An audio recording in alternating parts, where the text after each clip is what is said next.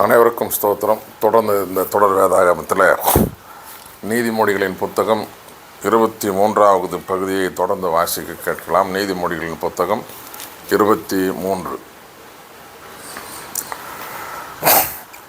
ஆளுநர் வீட்டில் நீ உணவு கொள்ள உட்காரும்பொழுது உனக்கு முன்னிருப்பதை நன்றாய் கவனித்துப்பார். உனக்கு அப்போது அடங்கா பசி இருந்தாலும் உன் தொண்டையில் கத்தி இருப்பதாக நினைத்துக்கொள். அவர் தரும் சுவையான உண்டியை உன்னை ஆவல் கொள்ளாது, அது உன்னை வஞ்சிக்க விழையும் உணவாயிருக்கலாம். செல்வராக வேண்டும் என்று பாடுபட்டு உருக்குலைந்து போகாதே, அதனால் உனது அறிவை இழந்து விடாது. இல்லாமற் போகும் பொருள் மேல் நீ கண்ணும் கருத்துமாய் இருப்பானேன். கழுகு போல அது தனக்கு சிறுகளை வளர்த்து கொண்டு வானத்தில் பறந்து போகுமன்றோ. கஞ்சர் தரும் உணவை உண்ணாதே, அவரது அறுசுவை உண்டியை உண்ண ஆவல் கொள்ளாதே. அவர் தமக்குள் கணக்கு பார்த்து கொண்டிருப்பார். உண்டு பருகு என்று அவர் சொன்னாலும் அவருக்கு உன் மீது அக்கறை இல்லாதிருக்கலாம். நீ உண்ட உணவை வாந்தி எடுக்க நேரிடும். நீ உரைத்த புகழுரை பயனற்றதாகும். மதிகேடர் காதில் விழும்படி எதையும் பேசாதே. உன் அறிவுரைகளை அவர் மதிக்க மாட்டார்.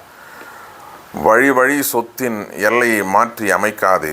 உன் நிலத்தின் எல்லையை தள்ளி தள்ளி திக்கற்றவர்களின் நிலத்தை எடுத்து கொள்ள முயலாதே. ஏனெனில் அவர்களின் மீட்பர் வல்லவர், அவர் அவர்கள் சார்பில் உனக்கு எதிராக வழக்காடுவார். நல்லூரை கேட்பதில் சிந்தனையை செலுத்து. அறிவூட்டும் மொழிகளுக்கு செவிகொடு. பிள்ளையை தண்டித்து திருத்த தயங்காதே. பிரம்பினால் அடித்தால் சாக மாட்டார்கள். நீ பிரம்பினால் அவர்களை அடித்தால் அவர்களை பாதாளத்திற்கு தப்புவிக்கின்றவனாவாய்.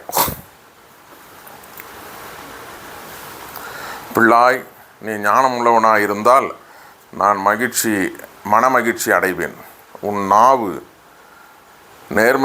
நேர்மையானவற்றை பேசினால் என் உள்ளம் களி கூறும். வளமுடன் இருக்கும் பாவிகளைப் போல் நீயும் இருக்க வேண்டும் என்று எண்ணாதே. ஆண்டவரிடம் எப்பொழுதும் அச்சமுள்ளவனாயிரு. அப்பொழுது உன் வருங்காலம் வளமானதாயிருக்கும். உன் நம்பிக்கை வீண் போகாது. பிள்ளாய், இதை கவனி, ஞானமுள்ளவனாயிரு. உன் மனதை நன்னெறியில் செலுத்து. குடிக்காரரோடு சேராதே. பெருந்தீனியரோடு சேர்ந்து கொண்டு அவர்களைப் போல புலால் உண்ணாதே. குடிக்காரரும் பெருந்தீனியரும் முடிவில் ஏழைகளாவர். உண்டு குடித்த மயக்கம் சந்தையை உடுத்தும். பெற்ற தாய்க்கு செவிகொடு. உன் தாய் முதுமை அடையும் பொழுது அவளை இழிவாக எண்ணாதே. மெய்மையை விலை கொடுத்தாயினும் வாங்கு, ஆனால் அதை விற்பனை செய்யாதே. அவ்வாறே ஞானத்தையும் நல்லுரையையும் உணர்வையும் விலை கொடுத்து பெறு. நேர்மையான பிள்ளையின் தந்தை மிகவும் களி கூறுவார். ஞானமுள்ள பிள்ளையை பெற்ற தகப்பன் அவன் பொருட்டு மகிழ்ச்சி அடைவார். நீ உன் தந்தையையும் தாயையும் மகிழ்விப்பாயாக. உன்னை பெற்றவளை களி கூற செய்வாயாக. என் மகனே, நான் சொல்வதை கவனி. என் வழிகளில் உன் கவனத்தை செலுத்து. விலைமகள் ஒரு படுகுழி, பரத்தை ஓர் ஆழ்கிணறு. அவள் கள்வனைப் போல பதுங்கியிருப்பாள். அவள் ஏராளமான பேரை வஞ்சிப்பாள். துன்ப கதறல், துயர கண்ணீர், ஓயாத சண்டை, ஒழியாத புலம்பல், காரணம் தெரியாமல் கிடைத்த புண்கள், கலங்கி சிவந்திருக்கும் கண்கள், இவை அனைத்தையும் அனுப்பிப்பவர் யார்? திராட்சை ரச மதுவில் நீந்தி கொண்டிருப்பவர்களே, புது புது மது கலவையை சுவைத்து கழிப்பவர்களே, மதுவை பார்த்து இந்த ரசத்தின் சிவப்பென்ன, பாத்திரத்தில் அதன் பளபளப்பென்ன என சொல்லி மகிழாதீர். அது தொண்டைக்குள் செல்லும் பொழுது இனிமையாயிருக்கும். பிறகோ அது பாம்பு போல கடிக்கும், விரியனை போல தீண்டும். உன் கண் என்னென்னவோ வகையான காட்சிகளை காணும். உன் உள்ளத்திலிருந்து ஏறுமாறான சொற்கள் வெளிப்படும். கடல் அலை மீது மிதந்து செல்வது போல, பாய்மர நுனியில் படுத்துறங்குவது போலவும் உனக்கு தோன்றும். என்னை அடித்தார்கள், எனக்கு நோகவில்லை. என்னை அறைந்தார்கள், நான் அதை உணரவில்லை. நான் எப்பொழுது விழித்தெழுவேன்? அதை இன்னும் கொடுக்கும்படி கேட்பேன் என்று நீ சொல்வாய்.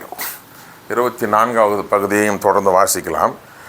தீயோர் வளமுடன் இருப்பதை கண்டு மனம் விரும்பாதே. அவர்களுடன் உறவு பாராட்டவும் விரும்பாதே. அவர்களுடைய தோழனாய் இருக்க விரும்பாதே. அவர்கள் மனம் கொடுமை செய்வதையே நினைத்து கொண்டிருக்கும். அவர்கள் பேச்சு தீமை விளைவிக்கும் பேச்சு. ஞானம் வீட்டை கட்டும் மெய்யறிவு அதை உறுதியாக அமைக்கும். அருமையும் நேர்த்தியமான பல பொருள்களால் அறிவு தன் அறைகளை நிரப்பும். வீரரை விட ஞானமுள்ளவரே வலிமை மிக்கவர், வலிமை வாய்ந்தவரை விட அறிவுள்ளவரே மேம்பட்டவர். ஏனெனில் போரில் வெற்றி பெற ஆழ்ந்த சிந்தனை தேவை. கவனத்துடன் வகுக்கும் திட்டமே வெற்றிக்கு அடிப்படை. ஞானம் மூடருடைய அறிவெல்லைக்கு அப்பாற்பட்டது. எனவே அவர் வழக்கு மன்றத்தில் வாய் திறக்க மாட்டார். தீமை செய்ய திட்டமிடுபவன் வஞ்சனையாளன் என்னும் பெயர் பெறுவான்.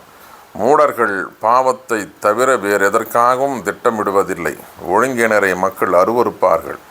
நிறையுள்ள காலத்தில் உன் மனம் சோர்வடையுமானால் குறைவுள்ள காலத்தில் உன் ஆற்றல் இன்னும் குன்றி போகுமன்றோ? கொல்லப்படுவதற்கு இழுத்து செல்லப்படுவோரை தப்புவிக்கப்பார். கொலைக்களத்திற்கு கொண்டு செல்லப்படுவோரை காப்பாற்றப்பார். அதை பற்றி எனக்கு ஒன்றும் தெரியாது என்று சொல்வாயானால் இதயத்தில் இருப்பதை அறிபவன் உன் எண்ணத்தையும் அறிவார் அல்லவா? உன் உள்ளத்தை பார்க்கிறவர் அதை அறிவார் அல்லவா? ஒவ்வொருவருடைய செய்கைக்கும் ஏற்றபடி அவர் பயனளிப்பார் அல்லவா? பிள்ளாய், தேன் சாப்பிடு, அது நல்லது. கூட்டு நின்று ஒழுகும் தேன் உன் வாய்க்கு தித்திப்பாயிருக்கும். ஞானமும் அறிவும் உனக்கு அவ்வாறே இனிமையாய் இருக்கும்.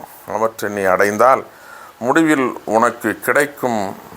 உனக்கு பயன் கிடைக்கும். உன் நம்பிக்கை வீண் போகாது. கயவர் போல் பதுங்கிருந்து நல்லவர் வீட்டை கெடுக்க பார்க்காதே. அவர் குடியிருப்பை பாழாக்கி விடாதே. நல்லவர் 7 முறை விழுந்தாலும் எழுந்து நிற்பர். பொல்லார் துன்பம் வந்தவுடன் விழுந்து விடுவர். உன் எதிரி வீழ்ச்சியுறும் பொழுது நீ மகிழாதே. அவன் கால் இடரும் பொழுது களி கூறாதே. நீ அப்படி செய்வாயானால் ஆண்டவர் அதை கண்டு உன் மீது சினம் கொள்வார். அவர் மீது இருக்கக்கூடிய சினம் தணிந்து போகும். தீயோரை முன்னிட்டு எரிச்சல் அடையாதே. வளமுடன் இருக்கும் பொல்லாரை கண்டு மனம் வெதும்பாதே. தீயவருக்கு வருங்காலத்தில் நல்வாழ்வு இராது.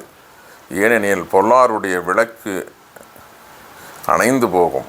பிள்ளாய், ஆண்டவருக்கும் அரசனுக்கும் அஞ்சி நட.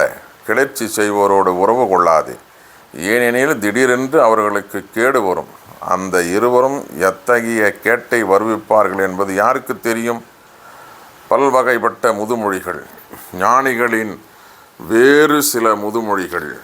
நீதி தீர்ப்பு வழங்கும் பொழுது ஓரவஞ்சனை காட்டுவது நேரியதல்ல.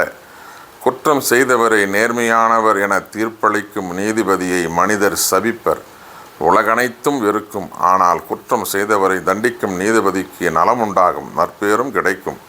நேர்மையான மறுமொழி கூறுபவரே அன்போடு அரவணைக்கும் நண்பராவார்.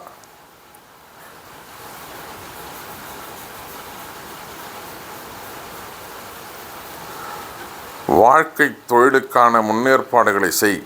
வயலை உழுது பண்படுத்து. பிறகு உன் வீட்டை கட்டி எழுப்பத் தொடங்கு. தக்க காரணம் இல்லாத போது அடுத்திருப்பவருக்கு எதிராக சான்று சொல்லாதே. உன் வாக்குமூலத்தில் அவருக்கு எதிராக உண்மையை திரித்து கூறாதே. அவர் எனக்கு செய்தவாறே நானும் அவருக்கு செய்வேன். அவர் செய்ததற்கு நான் பதில் செய்வேன் என்று சொல்லாதே. சோம்பேறியின் விளைநிலம் வழியாக நான் நடந்து சென்றேன். அந்த மதிகேடருடைய திராட்சை தோட்டத்தினூடே சென்றேன். அதில் எங்கும் முட்செடி காணப்பட்டது. நிலம் முழுவதையும் காஞ்சொரி செடி மூடியிருந்தது. அதன் சுவர் இடிந்து கிடந்தது. அதை நான் பார்த்ததும் சிந்தனை செய்தேன். அந்த காட்சி எனக்கு கற்பித்த பாடம் இதுவே. இன்னும் சிறிது நேரம் தூங்கு, இன்னும் சிறிது நேரம் உறங்கு, கையை முடக்கி கொண்டு இன்னும் சிறிது நேரம் படுத்திரு. அப்பொழுது வறுமை உன் மீது வழிப்பறி கல்வனைப் போல பாயும். ஏழ்மை நிலை உன்னை போர் வீரனைப் போல தாக்கும். வாசிக்க தெரிந்து கொள்ளப்பட்ட திருமறை பகுதிகள் வாசித்து முடிந்தாயிற்று. கடவுளுக்கு மகிமையும் மாட்சிமையும் சதா காலம் உண்டாகட்டும். பிரியமானவர்களை, தொடர்ந்து இந்த தொடர் வேதாகமத்தில் இணைந்திருங்கள். கர்த்தர் நம்மையும் நம் குடும்பங்களையும் பிள்ளைகளையும் எதிர்கால வாழ்வையும் ஆசீர்வதித்து வழிநடத்தி காப்பாராக. ஆமேன்.